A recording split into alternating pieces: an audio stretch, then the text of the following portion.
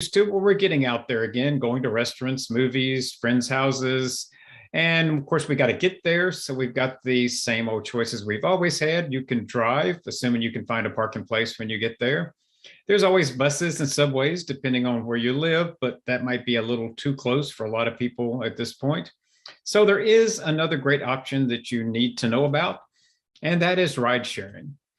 And ride sharing is an arrangement where a passenger travels in a private vehicle that is owned, driven by its owner, and is for a predetermined fee that you know up front, and you arrange it via an app on your smartphone. So a lot of similarities to using a taxi, but some significant differences as well. And Uber was really the company that pioneered ride sharing and is still the largest ride sharing company. So that's who we're going to be training you on today. So let's talk about getting started with Uber. Again, we're not assuming you have had any experience with Uber.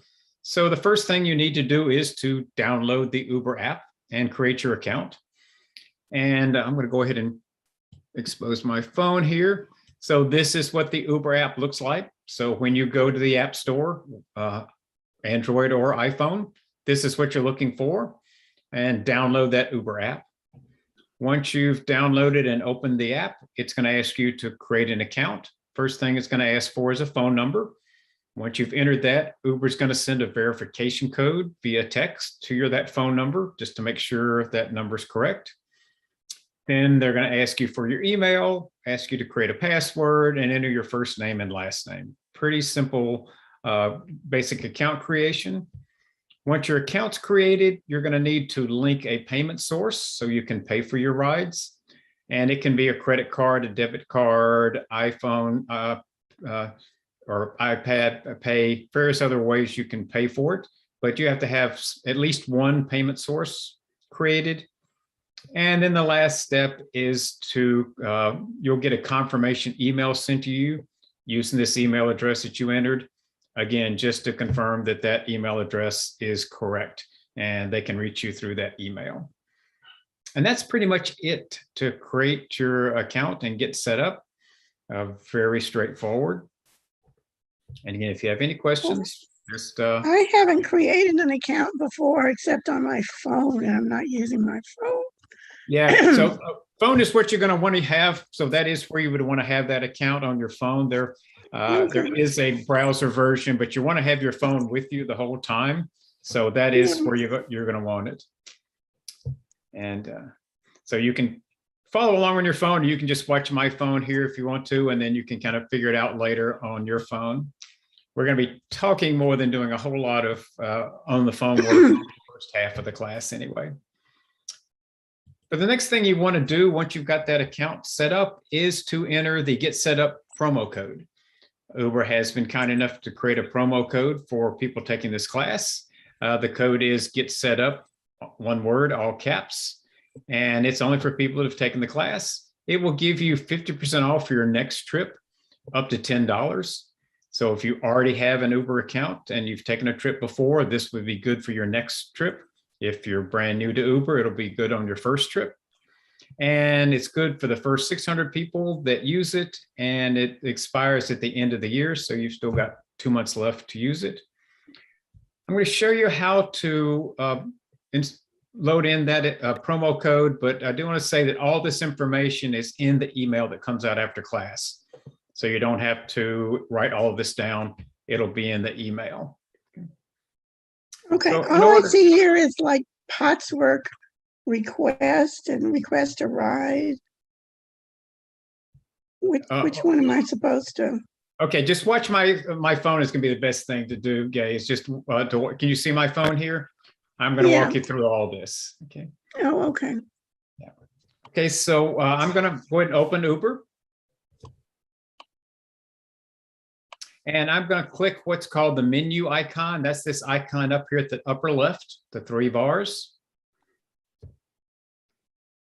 Now, what if you don't have that? I just opened mine up and I've got everything that you have, but I don't have the 3 bars. Is there anything up there? Are you on an iPhone or an Android? Android. Okay. There should be something up there. It may be slightly different on the Android. There's a little silhouette of a head and shoulders in the circle. That's it. Okay, yeah. So typically the icon's in the same place. Sometimes I don't know why Android and Apple can't get their act together, make them identical, but they're not going to be identical. Okay, yep. So you click there in that upper left-hand corner anyway, and come down to wallet. Since this has to do with money, it's going to go in your wallet, is how you can remember that. And on the way by. I don't see anything that's on your screen. I'm sorry. What are you seeing, Jay? Well, I did a search for Uber. Oh, so you don't have the app installed yet? No. Okay. Probably it's probably gonna be easier just to watch my screen than trying to follow along, because most of what I'm doing you're not going to be able to follow along anyway. So just watch my screen. All right. And then when you get to the app, and again, all this is in the email coming out after class, so it'll have all these instructions of exactly what I'm doing. Okay. But as we're going through here, so I do want to point out the payment methods here. This is where you can add other payment sources. As I mentioned, when you create your account, you do have to enter one payment source, but you can come here and add additional ones. So for example, I've got Apple Pay and a credit card. When you take your ride, you can pick which one you want to use. It defaults to the one that you set as your primary. But if you want to change, maybe you got one for personal and one for business, or you've got one card that's getting close to its limit, so you want to use a different one, whatever. This is where you can add more payment sources, but just wanted to point that out on the way down. But we're heading to another question. I used this just a couple of times before I retired 2 years ago.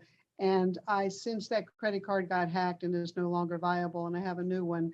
So how do I go about then getting rid of that and putting in the correct one?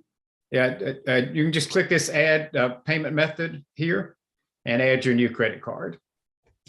Mine doesn't give me that. When I go to the wallet, it says you can add funds and the auto refill is off, but when it shows the Discover card. Oh, add payment method, is that it? Yeah, keep going down. Go on down further to payment methods. Okay. All right. So I'm going to go all the way to the bottom because we're trying to enter the promo code here. And at the very bottom, it says promotions, add promo code. So all you have to do is scroll all the way to the bottom, click add promo code. And this is where you enter that code. And again, the code is get set up, one word, all caps. Just type that in here and click add. And you're all set up. It'll automatically be used on your next trip.